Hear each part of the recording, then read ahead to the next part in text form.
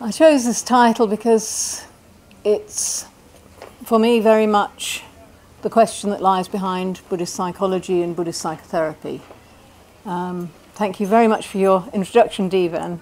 And I've just this morning been at Devan's teaching, and we've been talking about the development of mindfulness. Development of mindfulness is also very central to the whole question of what world we are in. You know, in some ways it's a very simple question. Whose world are you in? But when we start to think about it, you know, usually we start to give ownership to the space. You know, we might think, well, I'm in my world. You know, at the moment I'm in my world, which is giving a talk, and that has certain attributes to it, like, oh my goodness, what am I going to say, and who are these people, and what might they be interested in, where are we talking, what's going on outside, is the band going to start up like it did last year and you won't be able to hear what I'm saying, and all that kind of stuff. You know, that's my world. Your world's completely different. Each of you are in your own worlds. What are these worlds about? This is the core of Buddhist psychology, really. Why do we live in separate worlds? Why do we cut off from one another? Of course, we might think bigger, and I'm sure some of you here are here because you have some interest in the environment, some concern about the environment, because that's one of the areas that I build as important to this talk. We might think about the world that we're giving to our children. We might think of the world of nature. We might label the world in all sorts of ways. But in a way, we're still creating a possession of the world. We're still labeling it and defining it. We're still building a whole set of assumptions about it in that process. This is Buddhist psychology. So what I want to talk about today is to talk a bit about what I understand by Buddhist psychology. I want to talk about how I see that being applied in practical ways. And I work as a therapist. I train therapists both for indoor therapy and for working out of doors. But I'm also interested in the bigger questions. And in some ways, I'm taking the luxury of an opportunity to talk with a broad brush here, because I think the big questions are important. You know, I mean, a lot of people think of therapy as being something that is cut off from the rest of the world. It's something that you do in a little room somewhere, two people sitting and talking, working out that person's inner process, their angst, their distress, their grief, their life journey, their aims, their hopes, their whatever. Somehow that takes the person out of context. But Buddhism is all about context. It's all about conditions. Everything arises in accordance to conditions. Everything comes into being because there are conditions present that cause that thing to come into being. And in some senses, what Buddhist psychology says is that whatever we think or do or say is actually just a sort of meeting point of conditions. You know, we do it or we say it because those conditions have come together in that moment and we happen to be occupying that moment. You know, this is a very different way of thinking. So I think as a broad principle, we can't take Buddhist psychology and we can't apply it as a therapeutic process in separation from looking at the collective process. You know, if we're going to look at what people are about, we have to see people in the context of their lives, of the society they inhabit, of the world that we all inhabit together. You know, we can't cut off psychology from that. At the same time, I also think you can't cut off I'm doing it the other way. You know, you can't cut the person off that way and you can't cut them off that way. You know, the mental process, the spiritual process, they're all one. You know, we are what we believe, we are what we live, we are the ethics that we have, we are the spiritual flow of our lives. That is us. And to try and separate our psychology off as something separate from that is impossible. And I think this is what we see in Buddhism all the time. We see that everything becomes a lens to everything else. You know, I'd like to start off by talking a little bit about mindfulness in this respect.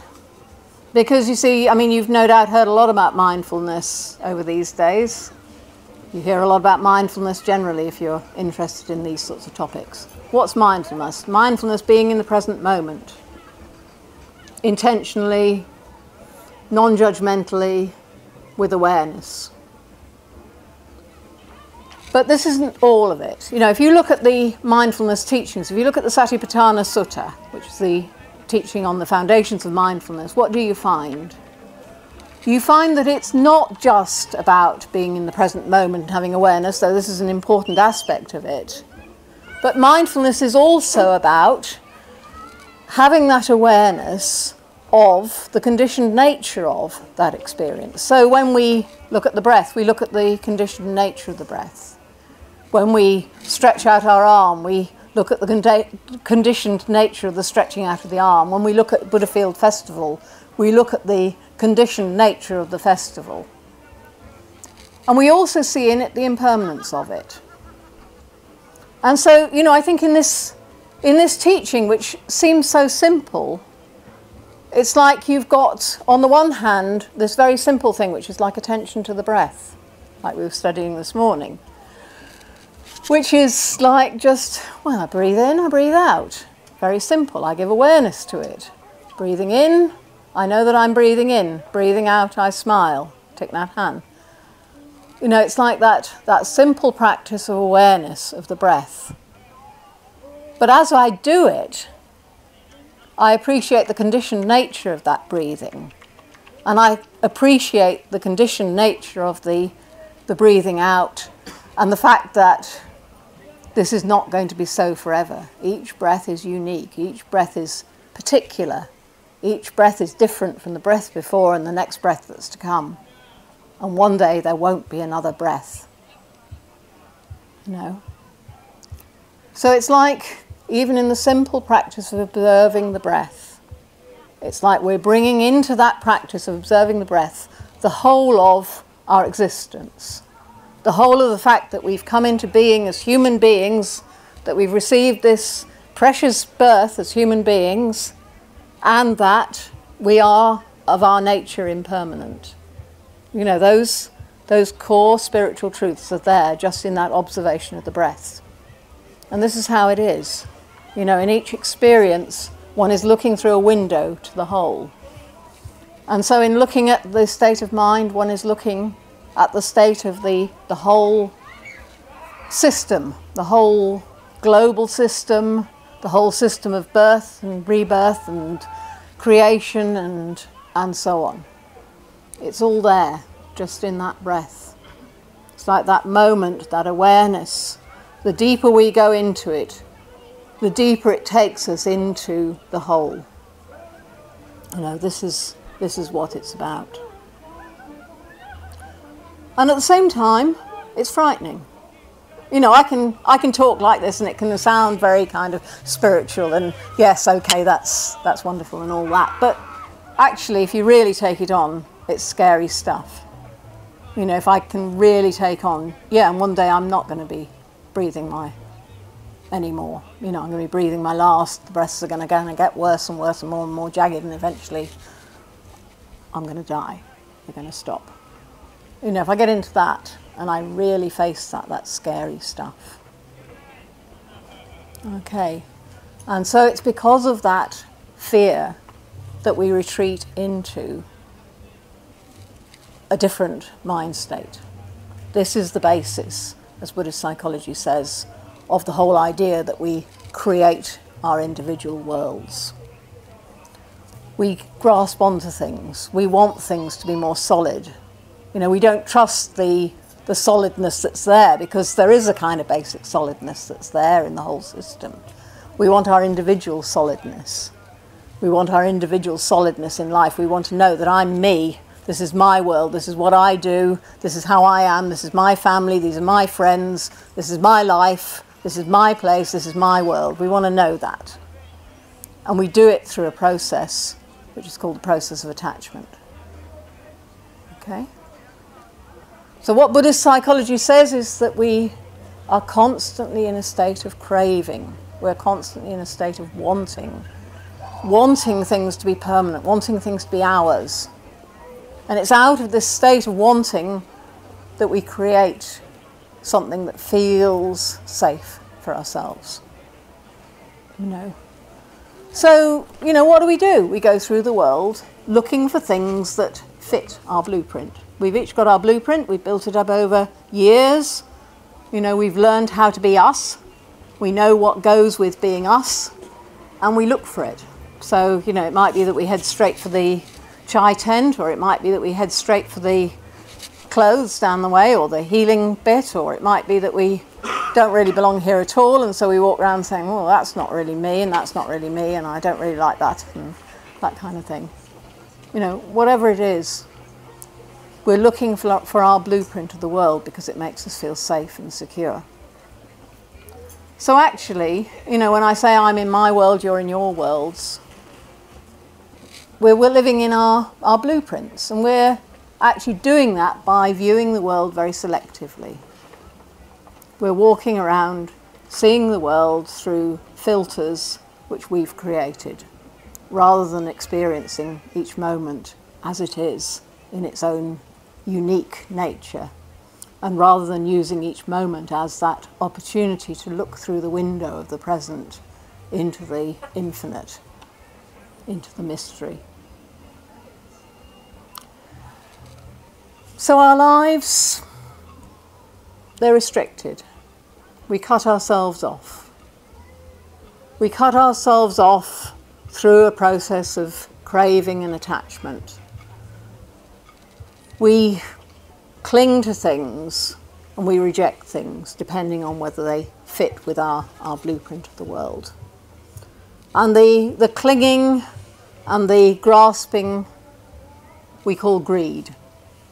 You know, this is like one of the poisons in Buddhism, is the grasping, that we hold on to things for ourselves. And the rejection, the pushing away, this is what we call hate in Buddhism. But really what we're talking about is just 2 dimensions or 3 dimensions of experience. 3 dimensions of creating this bubble that we make around ourselves in order to ensure our sense of permanence.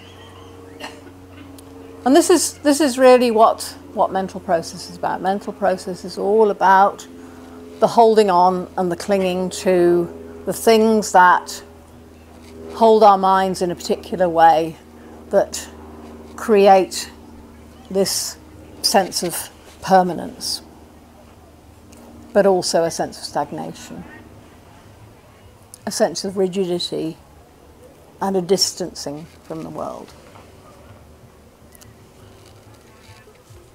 All of this, you know, it's all the substance of Buddhism. I'm sure for those of you who are familiar with Buddhism, I'm not saying anything you don't already know.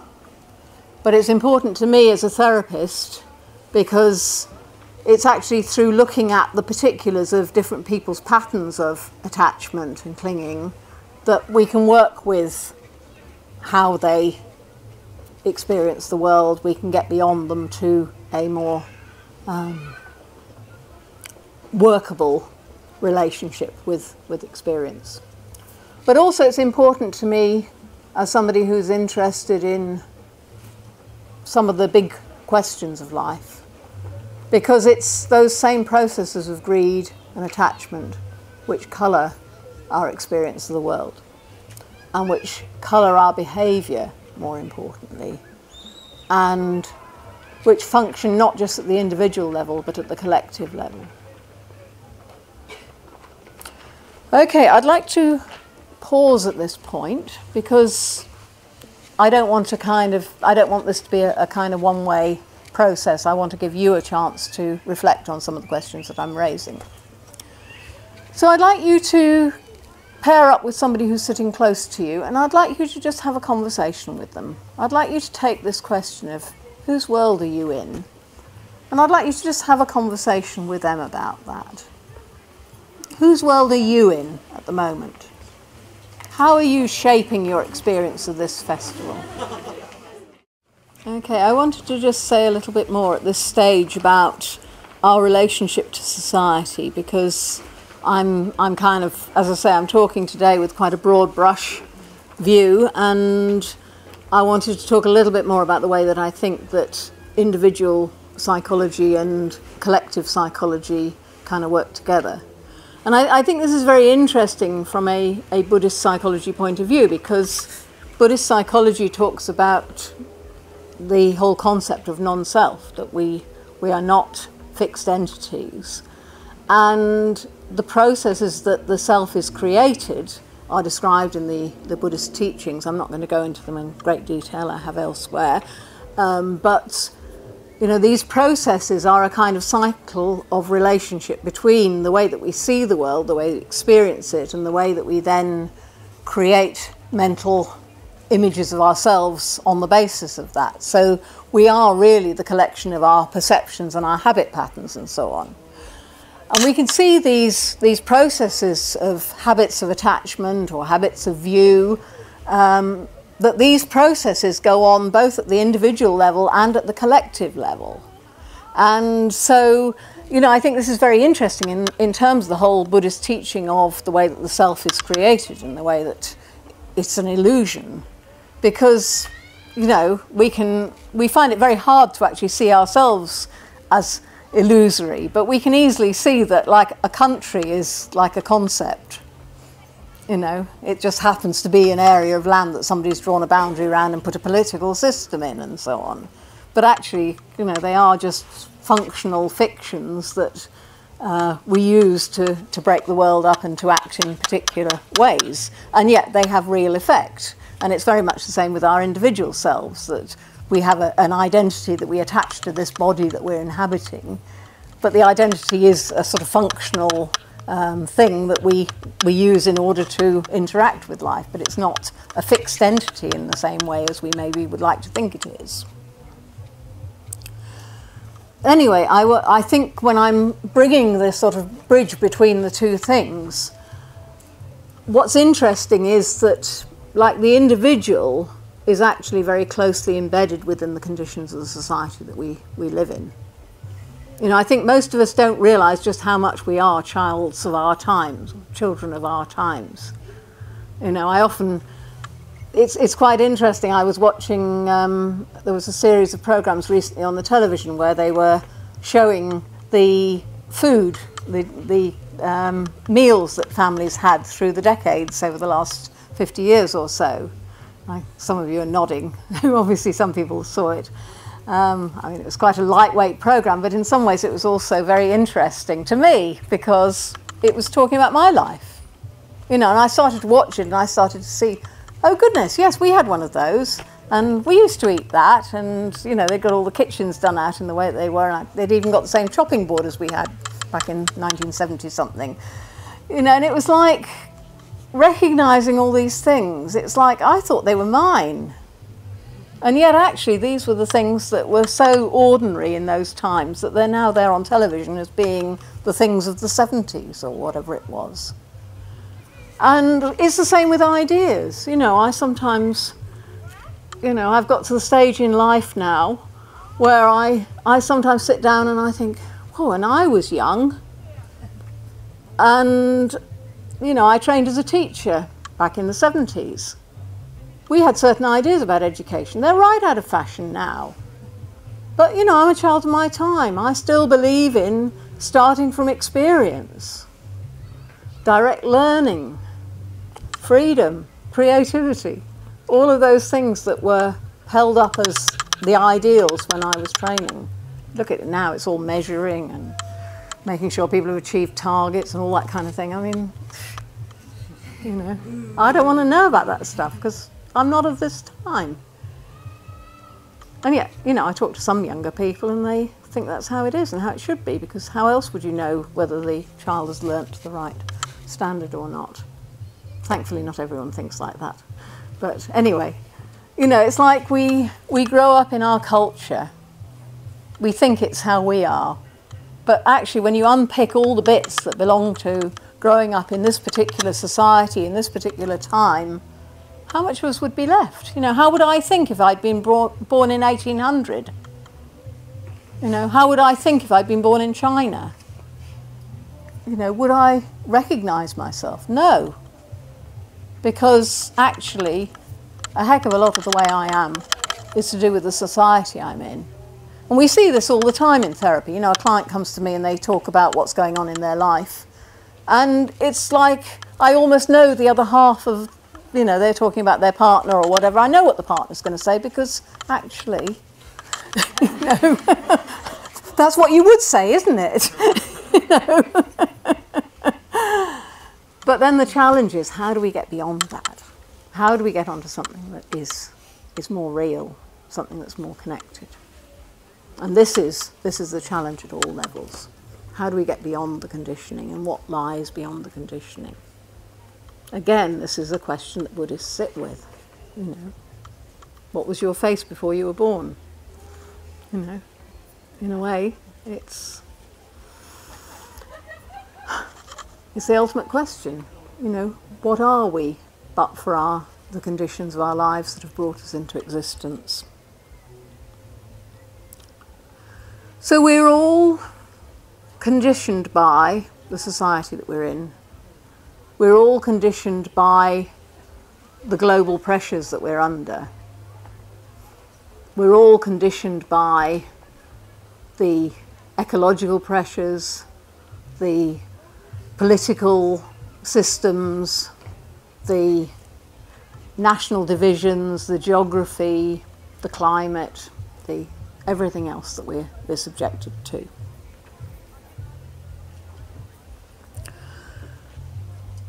And there are certain behaviours that we tend to indulge in if we're in a group, which help to reinforce this. And these behaviours are all based on the same processes as I was talking about in relation to our individual psychology. They're basically the same process of greed, hate, and delusion, the three poisons. So it's like in the collective level, we tend to get together with people who are like us. We look out for the familiar. We want the people who belong to our world. And so we tend to form subgroups within society who think like we do.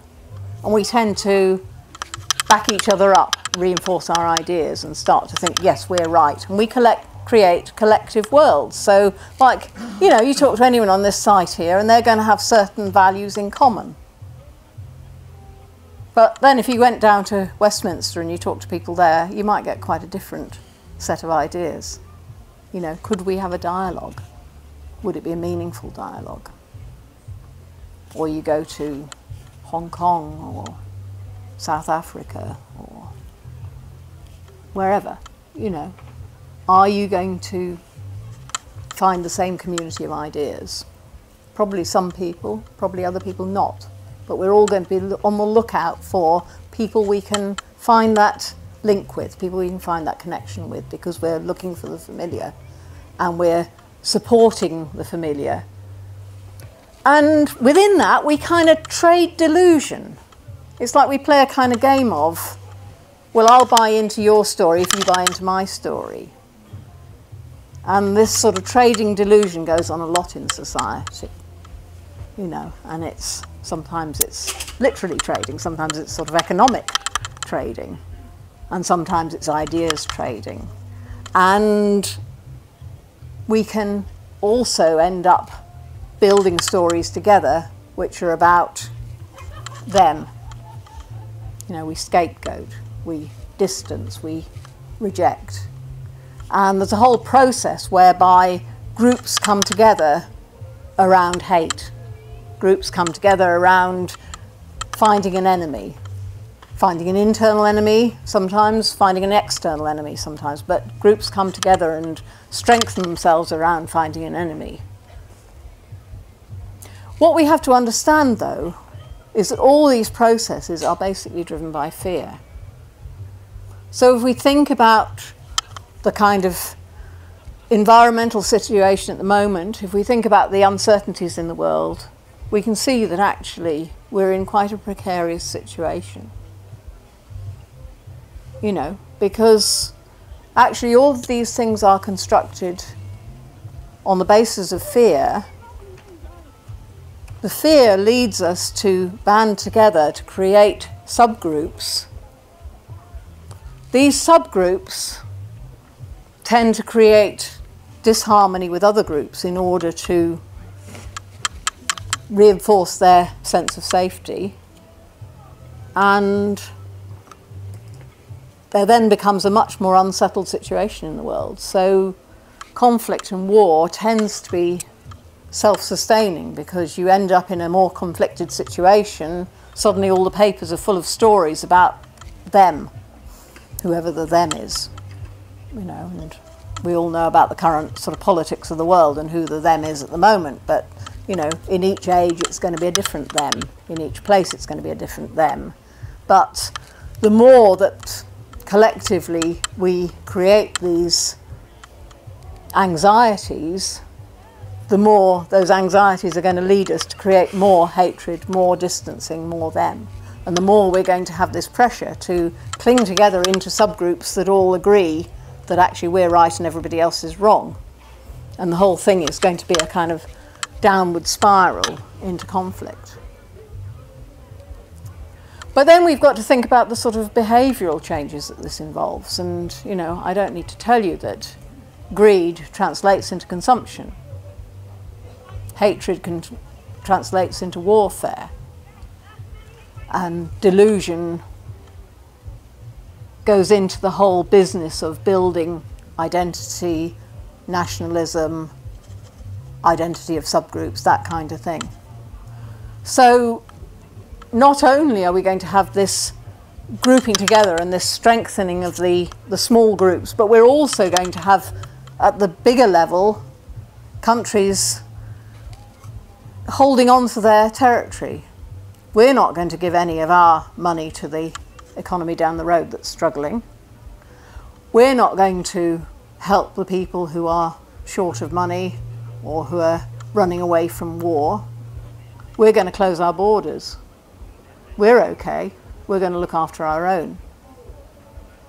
And the more that we try to strengthen those borders, the more we try to limit those things, the more we end up actually building up the sense of threat outside, because the people out there don't like it. And so, of course, they're going to become more aggressive. They experience us as more aggressive, and you end up with both sides in conflict. And at the same time, what do? We reassure ourselves by consuming more. You know, we need to be comfortable. We can forget about all that as long as we've got all our, well, what level do you want to pitch it at?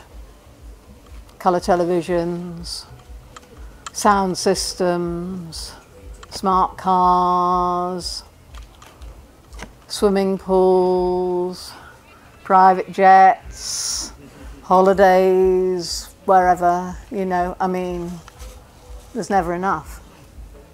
You know, I mean, I'm a child of my time. The things we had when I was a kid, you know, I mean, we got our first fridge when I was 8, and it was just so exciting because we could freeze orange juice and make orange ice. You know, that was luxury. We got a television about the same time. You know, that was just so exciting, a black and white television with 2 channels. You know, I mean, technology's just gone through the roof since then, but people still want more and more and more. And, you know, our economies are built on us wanting more and more and more. You know, that's how it goes.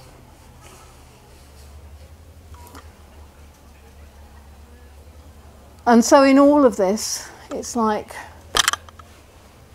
we're searching. And even those of us who are concerned about the environmental movement, you know, what do? We come together.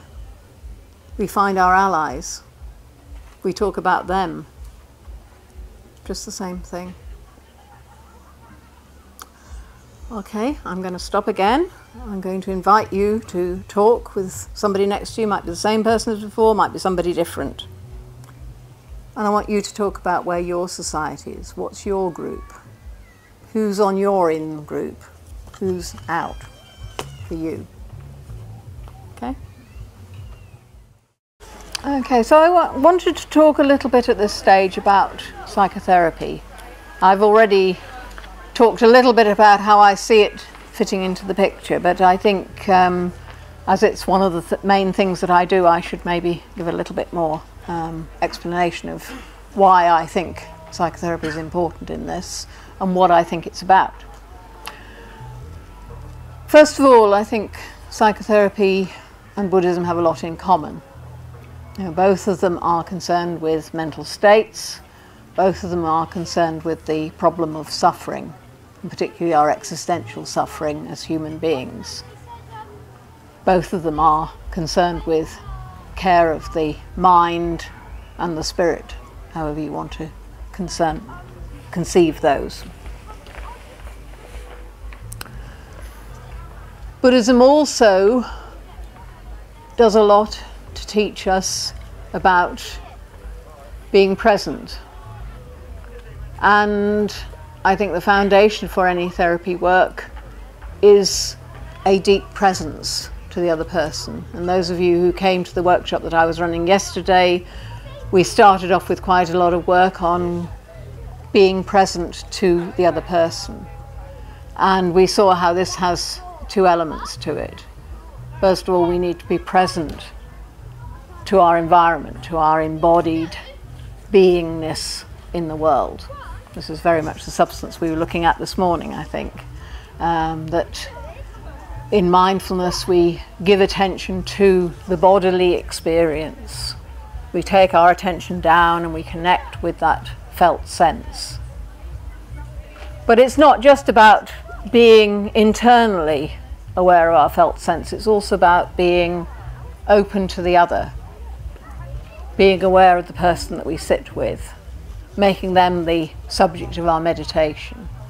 You know, so I think a Buddhist approach to psychotherapy is in many ways something that is parallel to the process of meditation and the process of mindfulness, because it's about that kind of open-ended attention in which we accept what is. We are open to something that is beyond our control, another person in this instance. We're open to their mystery. We're not trying to impose our world on them. We're not trying to make them fit our blueprint. We're trying to understand their blueprint. We're not always successful, but that's the aspiration of the therapist. So I think there's a lot of sort of basic core parallels between Buddhist practice and psychotherapy as a practice. But if that's all that there was, then, you know, I would just be practicing as a psychotherapist in order to develop myself and to become a better person. Well, it may or may not have worked in that respect, but that's not my main aim. But also, I think in that sort of being with the other, we also experience that microcosm, and in the microcosm of contact that we achieve, we perhaps model a microcosm of contact that is possible at the bigger level. It's like we have to operate on many different levels in this respect.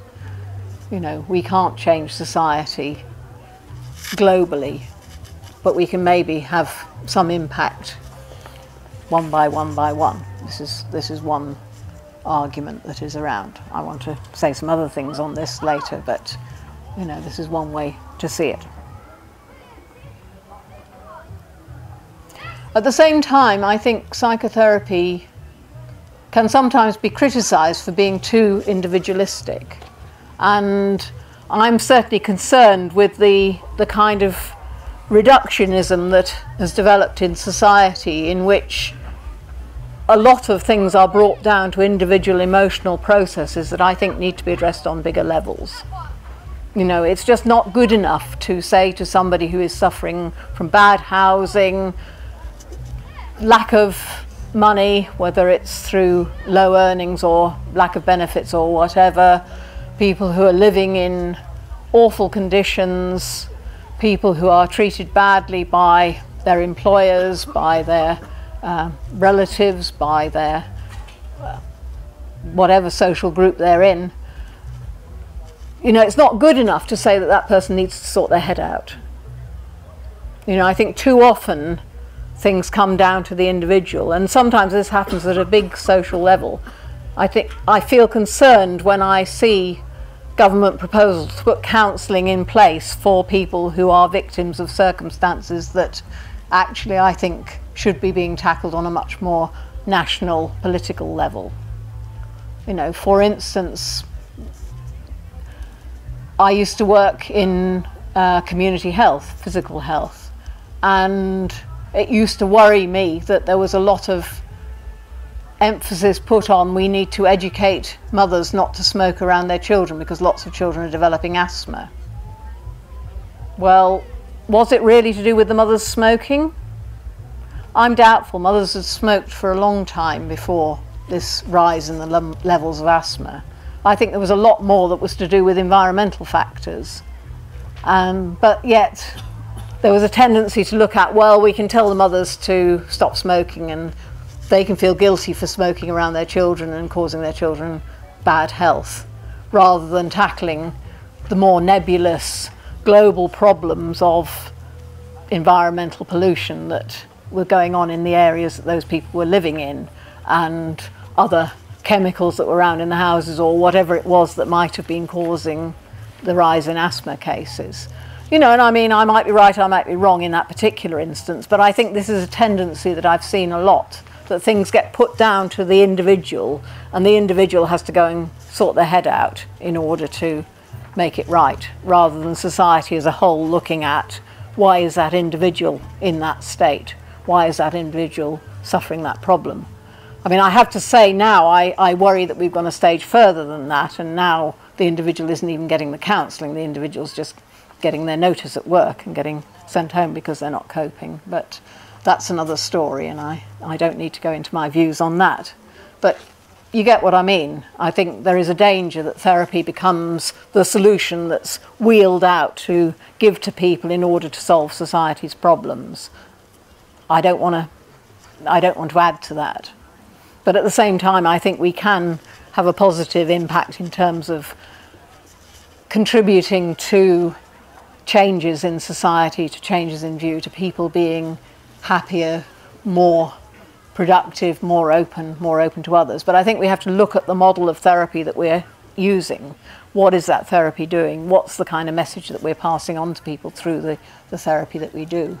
And this is why I'm interested in a Buddhist paradigm within the therapeutic world, because I think Buddhism offers a solid paradigm that's based on an outward, less restrictive, less self-centered model of therapy.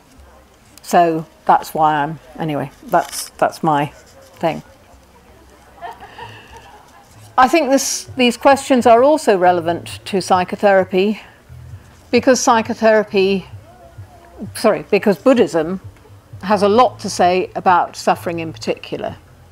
You know, I talked about Buddhism as talking about suffering in the general, but it also talks about suffering in the particular, and particularly the issue of impermanence. And this is what we're facing. And you know, I think in order to look at these global issues, we have to look at the sort of psychology of working with our relationship with suffering in a very direct way.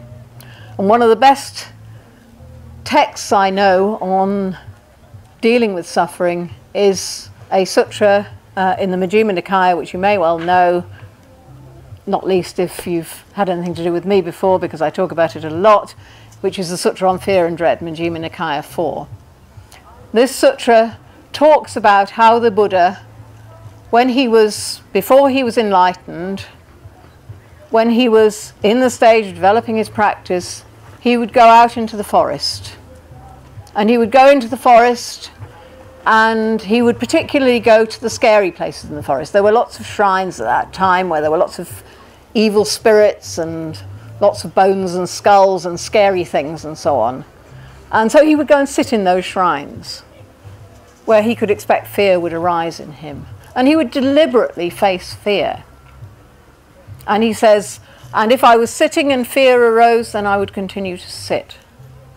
If I was walking and fear arose, I would continue to walk. If I was lying down and fear arose, I would continue to lie down. And, you know, this reads like a therapy manual in a way. You know, it's a sort of desensitization process in a way. It's a feel the fear and do it anyway process. And he describes this, and then he describes, after that, the night of his enlightenment. You know, it's like this going into the fear, going into the heart of the fear. This is the nub of what led to his enlightenment. You know, it's the avoidance of fear, it's the denial of fear that leads us into creating our individual bubbles, cuts us off from each other, cuts us off from the world. It's going into the fear, facing the fear, that actually brings us into contact with something that is greater than ourselves, through which we break through to real contact, because it no longer has that hold over us.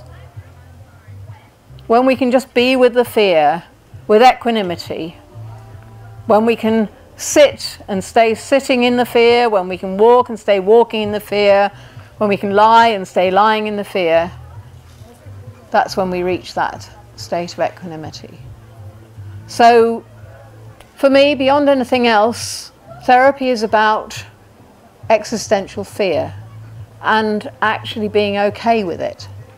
Learning to be as okay as we can be with it and respecting just how scary it is as well. You know, I'm not saying you kind of leap to the forest shrine straight away, but you know, it's like when somebody sits in front of me and they tell me about the struggles they're having,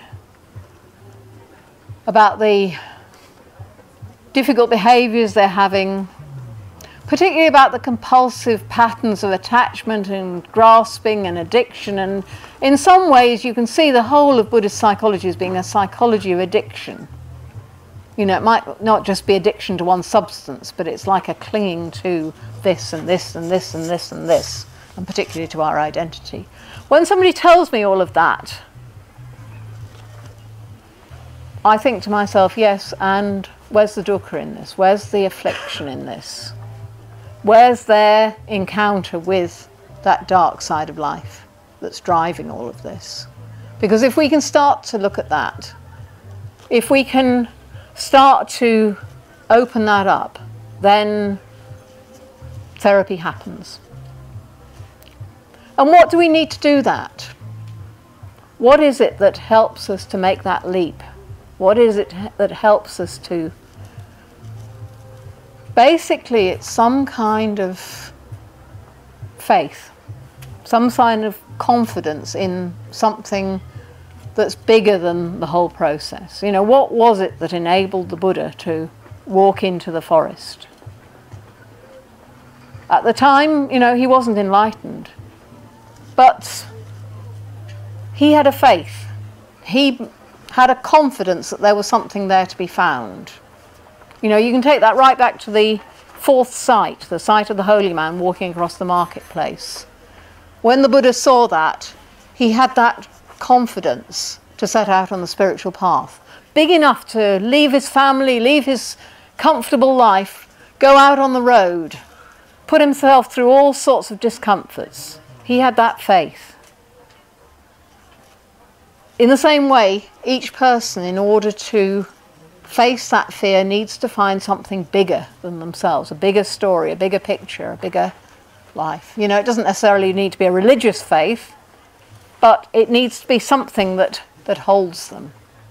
Something that's, you know, it might be an ethical system. Sometimes it's our ethics that allow us to do it. Sometimes it's our belief in the whole of humanity. Sometimes it's just simply a kind of intuition that there is something good at the end of the day. Whatever it is, in therapy we need to find that in order to be able to go into those dark spaces. But, you know, I think this is what the core of therapeutic process is about. And then something can happen, transformation can happen. You know, but it's only when we face that darkness that we come to that point of transformation. You know, Joanna Macy's work, I think, is very important in this respect. You know, she talks about the environment, she talks about going into the despair and the darkness, and she talks about coming through it. You know, it's only when we've been through the fire that we can actually let go of some of that small world mind that we've locked ourselves up into. Okay, I'm going to pause again. I'd like to give you an opportunity to talk about dukkha, about affliction, about the dark places. You know, when I talk about the dark places, when I talk about the forest shrines, when I talk about the scariness of impermanence, you know, what does that trigger off for you? You don't need to go right into it now, you've only got 5 minutes, but, you know, share what you want to share. Okay?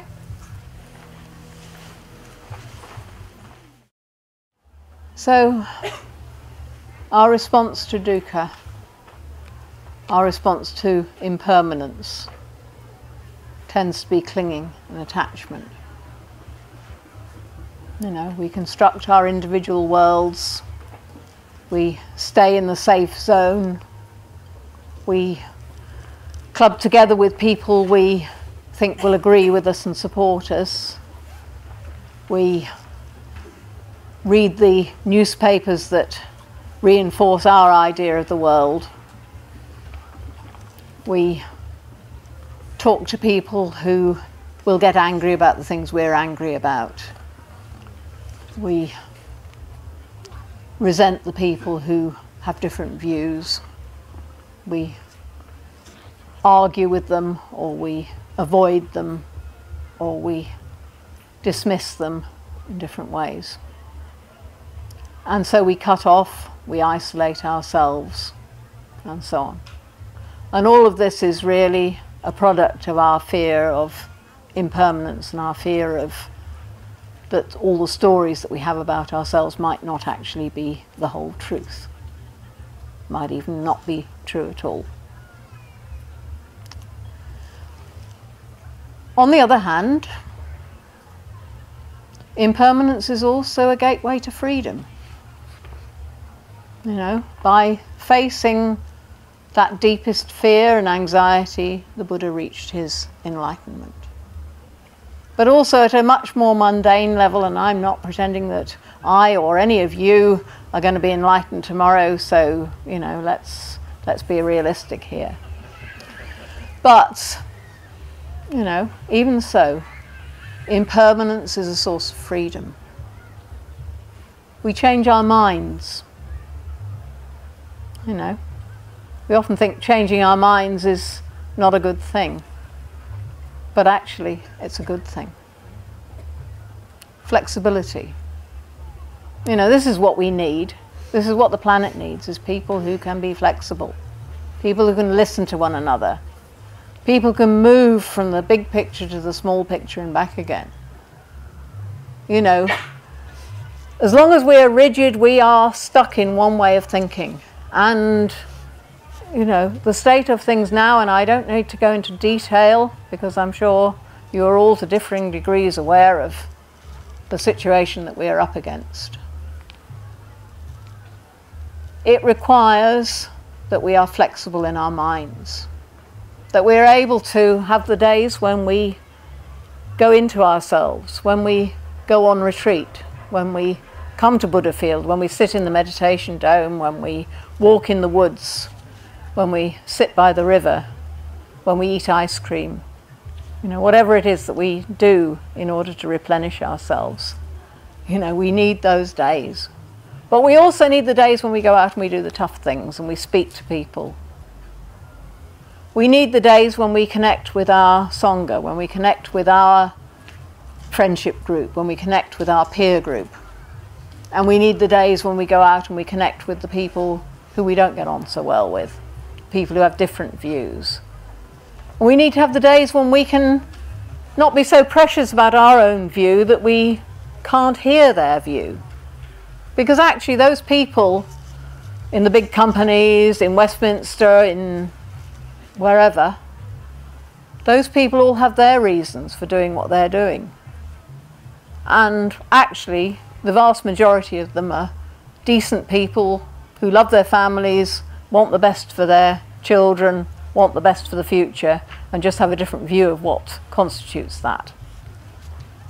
You know, we're all in our own states of delusions in different ways.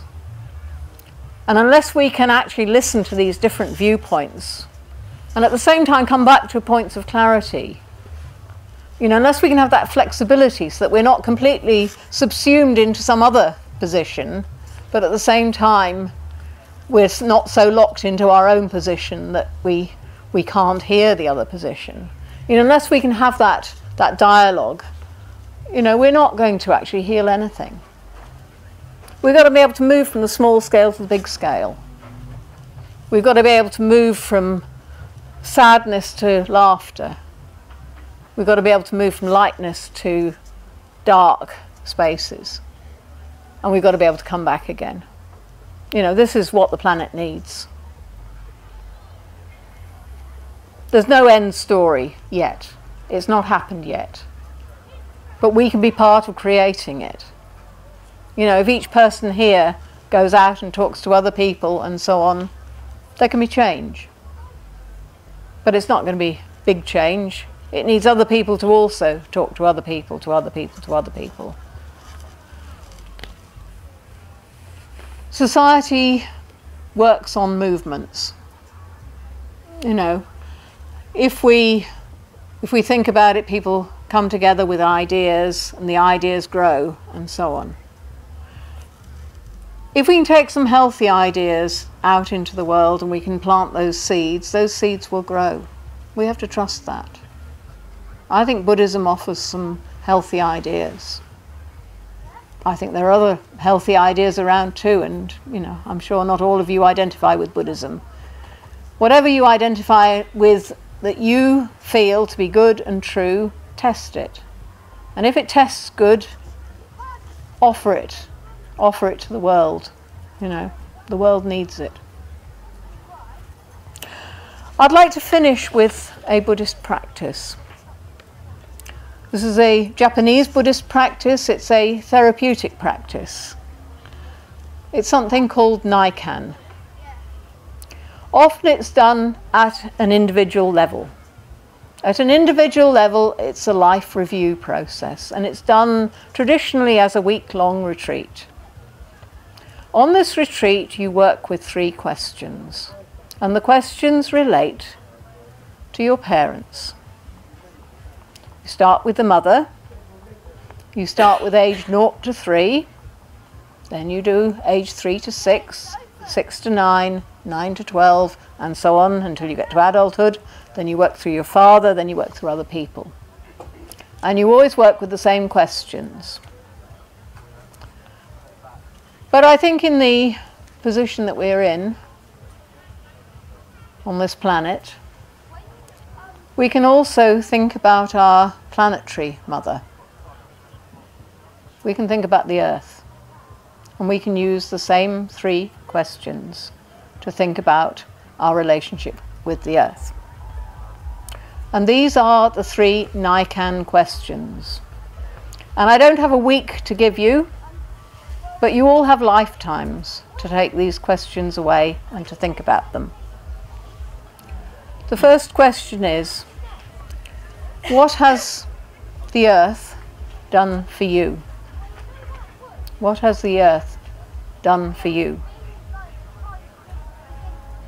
Okay? And when you reflect on this question, you are told to be concrete and specific. If you're thinking of your mother, what has your mother done for you? How many nappies did she change? How many times did she get up in the night? How many meals did she cook for you? How much pocket money did she give you? Don't get into all the whether she wanted to or not. Just get into the specifics. So what has the world given to you? What has the earth given to you? Second question. What have you done for the earth? What have you done in return? Concretely, what have you given back? And third question. What trouble have you caused to the earth?